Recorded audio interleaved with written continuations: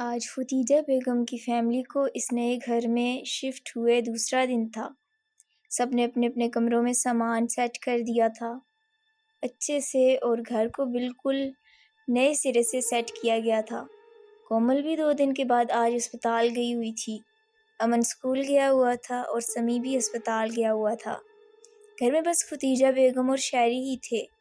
ختیجہ بیگم گھر کے کاموں سے فارغ ہو کر باورچی خانے میں دوپہر کے کھانے کا انتظام کر رہی تھیں کہ اچانک ان کو ایسا محسوس ہوا کہ ان کے پیچھے کوئی موجود ہے۔ انہیں لگا شہری ہوگا، لیکن جب وہ دیکھنے کو پیچھے پلٹی وہاں کوئی نہیں تھا۔ انہیں لگا ان کا وہم ہے۔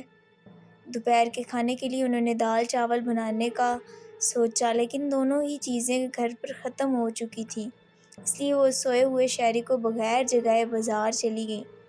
شہری اب گھر میں تنہا تھا اور گہری نیند میں سو رہا تھا کہ اچانک نیند میں اسے لگا کہ کسی نے اسے جھٹکا دیا ہے اور زور سے ہلایا ہے، لیکن وہ پھر بھی نہ جاگا۔ اچانک اسے لگا کہ گھر میں معمول سے زیادہ گرمی محسوس ہو رہی ہے۔ اس کا جسم پسینے سے شرابور ہو گیا اور وہ گہری نیند سے جاگ گیا۔ جب اس نے آنکھیں کھولیں تو وہ گھپ اندھیرا کمرے میں بنا لائٹ کے سو رہا تھا۔ وہ سمجھ گیا کہ گھر میں بجلی نہیں ہے۔ اٹھنے لگا کہ اچانک اسے یوں لگا کہ کوئی اس کے ساتھ لیٹا ہوا ہے۔ اسے لگا ختیجہ بیگم ہوں گی۔ وہ کمرے کی کھڑکی کھول کر پلٹا تو حیران رہ گیا، وہاں کوئی موجود نہیں تھا۔ اس نے اپنا وہم سمجھ کر نظر انداز کر دیا اور منہ ہاتھ دھونے غسل خانے میں چلا گیا۔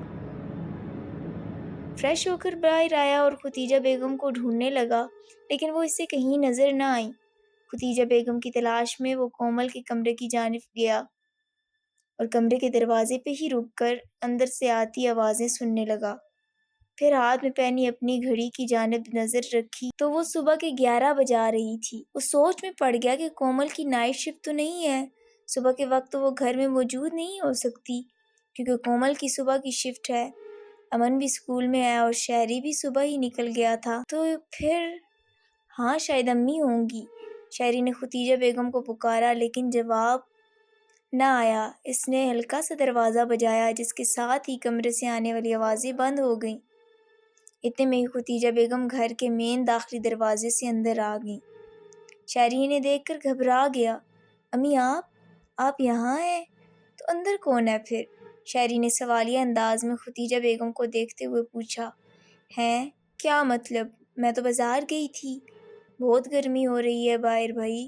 ہائے شہری، جاؤ جلدی سے ایک گلاس پانی لاؤ، ختیجہ بیگم نے بدحواس ہو کر شہری سے کہا۔ لیکن شہری فوراً ہی کومل کے کمرے کا دروازہ کھول کر اندر داخل ہو گیا، اس خیال سے کہ کوئی چور گھر میں نہ آ گیا ہو، لیکن اندر کمرے میں کوئی بھی نہیں تھا۔ کمرہ خالی تھا اور سلیقے سے سمیٹا ہوا تھا، جیسے کومل سمیٹ کے گئی تھی۔ شہری کے پیچھے ختیجہ بیگم بھی کمرے میں داخل ہو گئیں اور یہاں وہاں دیکھنے لگیں۔ کیا ہوا بیٹا؟ ختیجہ بیگم نے شہری سے پوچھا۔ امی، میں نے کسی کی بولنے کی آوازیں سنی ہیں کومل کے کمرے سے۔ مجھے لگا آپ کسی سے کال پہ بات کر رہی ہوں گی، لیکن آپ تو بازار تھیں، تو کمرے میں پھر کون تھا؟ وہی دیکھنے یہاں آیا ہوں، لیکن یہاں تو کوئی نہیں ہے، شہری نے ختیجہ بیگم کو بتایا۔ ارے بیٹا، نیند سے جاگے ہو اسی لیے لگتا ہے، وہم میں لگا ہوگا، گھر میں تو میرے اور تمہارے علاوہ کوئی ہے ہی نہیں، ختیجہ بیگم نے کہا۔ جی مجھے معلوم ہے، لیکن میں نے آوازیں اپنے کانوں سے سنی ہیں، مجھے لگا کوئی چور نہ گھس آیا ہو، اسی لیے میں دیکھنے آ گیا، لیکن آپ ٹھیک کہہ رہی ہیں، میرا وہم ہوگا۔ شہری نے خود ہی اس بات کو خاطر میں نہ لایا اور ختیجہ بیگم کو لے کر کمرے سے باہر آ گیا۔ کچھ دن تو ان سب کے اچھے سے گزر گئے، لیکن ایک رات کومل اپنے کمرے میں گہری نیند سو رہی تھی کہ اچانک اس کو گرمی کی شدت کا احساس ہوا، جس کی وجہ سے وہ نیند سے بیدار ہو گئی، اور جیسے ہی اس نے اپنی آنکھیں کھولی تو اس کے رونگٹے کھڑے ہو گئے۔ وہ بدحواس ہو کر اپنے بستر سے اٹھنے کی کوشش کرنے لگی، کیونکہ اس کے کمرے میں ہر جگہ آگ کی تپش پھیلی ہوئی تھی، اور وہ اپنے کمرے کے بیچ میں ایک پتھر نما تختے پہ لیٹی ہوئی تھی، اور اس کے ارد گرد لاکھوں کی تعداد میں سائے اسے گھیرے میں لیے کھڑے تھے، اس پہ کچھ پڑھ پڑھ کر پھونک رہے تھے۔ وہ پسینے سے شرابور ہو کر یہاں وہاں ہاتھ پاؤں مار رہی تھی، کہ اچانک ایک سائے نے اس کے بازو پہ ایک جلتا ہوا انگارہ رکھ کر اس پہ اپنا جلا ہوا ہاتھ رکھ دیا، جس کی وجہ سے وہ انگارہ کومل کے بازو کے اندر تک اسے جھلساتا ہوا چلا گیا اور اس کی چیخ اس کے گلے میں ہی رہ گئی اور کچھ دیر بعد وہ بے سدھ ہو گئی۔ صبح جب اس کی آنکھ کھلی تو وہ ہڑبڑا کر اٹھی اور کچھ دیر تک گہرے گہرے سانس لینے لگی۔ بہت عجیب خواب تھا۔ خود سے ہی بڑبڑا کر وہ دوبارہ بستر پر لیٹ گئی اور لیٹ کر چھت پہ لگے پنکھے کو دیکھنے لگی، لیکن کچھ ہی دیر بعد کومل کو اپنے بازو پہ جلن کا احساس ہوا اور اس نے دیکھا تو اس کا بازو جلا ہوا تھا اور اس پہ کوئی نشان بنا ہوا تھا جو جل کر مزید عجیب لگ رہا تھا۔ وہ ڈرنے والوں میں سے نہیں تھی، لیکن کچھ تو اسے غلط لگ رہا تھا، کچھ نہ کچھ تو عجیب تھا۔ اسے لگا تھا کل رات جو کچھ بھی اس کے ساتھ ہوا ہے وہ ایک خواب تھا، لیکن دراصل وہ ایک ناقابل یقین حقیقت ہے۔ وہ بے حد پریشان ہو گئی۔ اس نے اپنے ساتھ ہونے والے اس واقعے کا ذکر گھر میں کسی سے نہیں کیا تھا، کیونکہ کومل جانتی تھی کہ اس کی ماں اور بھائی پہلے ہی گھر کے حالاتوں سے بے حد پریشان ہیں۔ وہ نہیں چاہتی تھی کہ کسی کو بھی اس کے ساتھ ہونے والے یہ واقعے کی خبر ہو سکے۔ وہ بستر سے اٹھی اور اپنے معمول کے مطابق فریش ہو کر کمرے سے باہر آئی، جہاں ختیجہ بیگم اسی کا انتظار کر رہی تھی۔ اٹھ گئی، چلو بیٹھ کر ناشتہ کرو، ختیجہ نے کومل کو دیکھتے ہوئے کہا۔ جی امی، بہت بھوک لگی ہے، جلدی بنا دیں، کومل نے ہمیشہ والے جوش اور زندہ دلی دکھاتے ہوئے کہا۔ وہ ایسی ہی تھی، خود پریشانی کے باوجود بھی وہ اپنی ماں کو پریشان نہیں کرنا چاہتی تھی۔ ناشتے کے دوران بھی وہ ختیجہ بیگم سے روزمرہ کے معاملات پہ باتیں کرتی رہی، پھر اسپتال چلی گئی۔ اسپتال میں بھی اس کا دل بوجھا بوجھا سا تھا، لیکن وہ نارمل انداز میں اپنی ہی روٹین کے مطابق مریضوں کے ساتھ بول چال کر رہی تھی۔ لنچ بریک کے دوران بھی وہ اپنے جلے ہوئے بازو کو دیکھ رہی تھی۔ بھوک ہونے کے باوجود بھی اس سے کچھ نہ کھایا گیا۔ وہ سمجھنے سے قاصر تھی کہ اس کے ساتھ یہ ہوا کیا ہے۔ کینٹین پر بیٹھی اپنی سوچوں میں گم اکیلی بیٹھی ہوئی تھی کہ اچانک کینٹین والے چاچا نے اپنے موبائل پر آیت الکرسی لگا دی۔ وہ اکثر لگایا کرتے تھے۔ آیت الکرسی کے شروع ہوتے ہی کومل کے بازو پہ بنے ہوئے نشان میں جلن شروع ہو گئی اور اس کا سر پھٹنے لگا اور ایک منٹ میں وہ اپنے حواس کھو گئی اور زور زور سے سانس لیتے ہوئے سر نیچے جھکا لیا اور اپنے بازو کی جلن کی وجہ سے مسلنے لگی۔ جب اس سے برداشت نہ ہوا تو وہ بدحواس ہو کر زور سے چیخی، بند کرو اسے، میں نے کہا نا بند کرو۔ کومل نے غصے سے لال ہوتے انگارہ آنکھوں سے کینٹین والے چاچا کو چلا کر دیکھتے ہوئے کہا۔ چاچا نے فوراً ہڑبڑا کر اپنا موبائل بند کر دیا، لیکن وہ کومل کا رویہ سمجھنے سے قاصر تھے، کیونکہ کومل نے پہلے اس طرح کی حرکت کبھی بھی نہیں کی تھی اور نہ ہی ایسا رویہ کسی سے بھی اختیار کیا تھا۔ کیا عجیب تماشا ہے، سر میں درد کر دیا میرے، اس طرح کہہ کر کومل اپنا کھانا ادھورا چھوڑ کر اپنی چیزیں سمیٹ کر کینٹین سے باہر چلی گئی۔ کینٹین والے چچا اور کچھ کومل کے ساتھ کام کرنے والی نرسیں اور ایک دو ڈاکٹر اسے حیران نگاہوں سے کینٹین سے جاتے ہوئے دیکھنے لگے۔ وہ سب نرسوں کے مشترکہ سٹاف کمرے میں آ کر گہرے گہرے سانس لینے لگی کہ اتنی ہی دیر میں نازش، جو کہ اس کے ساتھ ہی کام کرتی تھی اور خود بھی ایک نرس تھی، اس کے پیچھے چلی آئی۔ کومل، سب خیریت تو ہے؟ ڈاکٹر تنویر نے مجھے یہاں بھیجا ہے، کہہ رہے تھے کہ تم کچھ پریشان لگ رہی ہو، کیا ہوا ہے؟ نرس نازش نے کومل سے کہا۔ مجھے معلوم نہیں سسٹر نازش، بس میں کچھ دیر آرام کرنا چاہتی ہوں، مجھے کچھ ٹھیک نہیں لگ رہا، کومل نے اس سے کہا۔ اوکے، پر اگر تم چاہو تو تم گھر جا سکتی ہو، میں ڈیوٹی ڈبل کر سکتی ہوں، تم نے بھی میری بہت مدد کی ہے، اب میری باری ہے، نرس نازش نے کومل کو کہا۔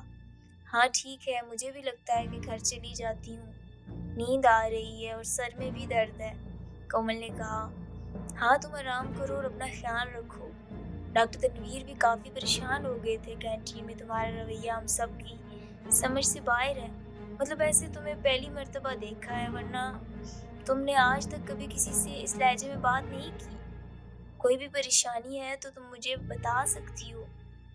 پورا اسپتال جانتا تھا کہ ڈاکٹر تنویر کو کومل کے لیے کچھ خاص جذبات رکھتے ہیں، इसी वजह से नर्स नाजिश ने कोमल से कहा, नहीं नहीं सिस्टर, ऐसा कुछ नहीं है, सब ठीक है, बस कल रात जाग रही थी, ठीक से सो नहीं सकी, तो इसी वजह से मूड थोड़ा चिड़चिड़ा हो गया है, आराम करूंगी तो ठीक हो जाऊंगी।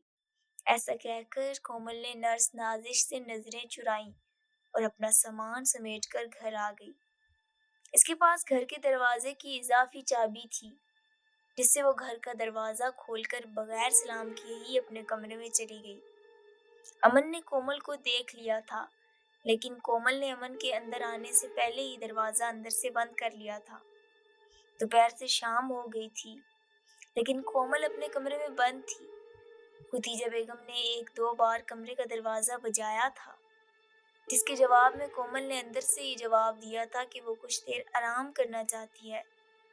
खदीजा बेगम को अपनी बेटी का रवैया बहुत अजीब लगा, क्योंकि ऐसा पहले कभी नहीं हुआ था। इनकी बेटी हमेशा तबीयत खराब होने के बावजूद भी ताज़ा दम रहती थी। इन्हें लगा कि शायद कुछ देर में खुद ही ठीक हो जाएगी और बाहर आ जाएगी, लेकिन दोपहर से शाम और फिर शाम से रात हो गई, लेकिन कोमल बाहर नहीं आई। समी भी अस्पताल से लौट आया था और कोमल का पूछ रहा था। खदीजा बेगम ने इसे सारा मामला बताया तो वो भी कोमल के कमरे के बाहर जा खड़ा हुआ। यार कोमल, आखिर बात क्या है? क्यों दोपहर से कमरे में बंद हो? तबीयत ज्यादा खराब है तो चलो मैं अस्पताल ले चलता हूँ तुम्हें, समी ने फिक्रमंदी से कहा, लेकिन जवाब नहीं आया। कुछ देर में वो कमरे के बाहर ही खड़ा रहा तो इसे एहसास हुआ कि अंदर से कुछ अजीब घर्राने की आवाजें आ रही हैं। तजस्सुस से समी ने अपना कान दरवाजे के साथ लगा लिया और अंदर से आती आवाजों को सुनने लगा। ऐसा लग रहा था कि कमरे के अंदर बहुत भीड़ है और काफी लोग बातें कर रहे हैं। बीच बीच में घर्राने की भी आवाजें आती रही। समी परेशानी के आलम में खदीजा बेगम को आवाजें देने लगा। खदीजा बेगम भी घबराई हुई आई कोमल के कमरे की जानिब। खदीजा बेगम भी घबराई।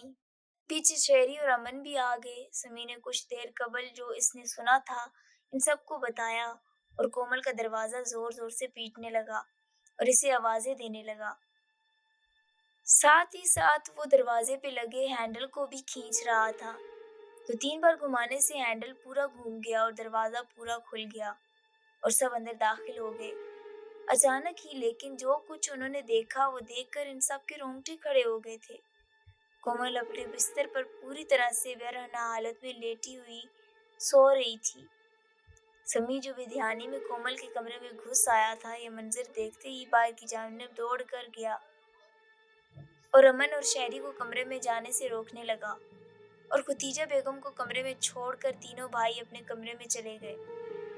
खदीजा बेगम भी कोमल को इस हालत में देखकर दंग रह गई, क्योंकि ऐसा कभी नहीं हुआ था कि कोमल इस तरह से सोए और वो भी खुद को बेलिबास कर गए।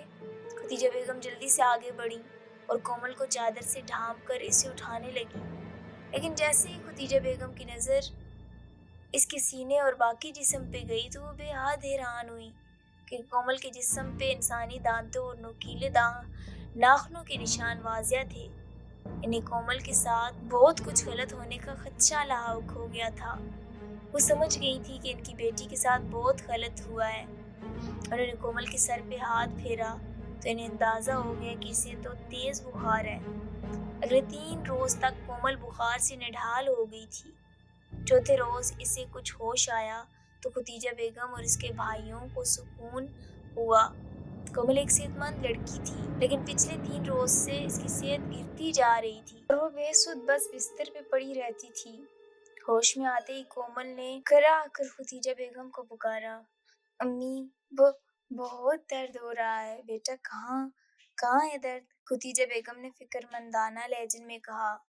कोमल ने अपने पेट की तरफ इशारा किया, यहाँ। अच्छा तुम बेटा हिम्मत से काम लो, और ये तुम्हारे हाथ पे क्या है? ये क्या हुआ है? हाथ से इशारा करने की वजह से कोमल के हाथ पे जो निशान बना था वो खदीजा बेगम ने देख लिया था। मालूम नहीं ये, पता नहीं ये, कोमल ने बेजार होकर जवाब दिया। अच्छा तुम थोड़ा सब्र रखो, हम कल ही तुम्हें अस्पताल ले चलेंगे।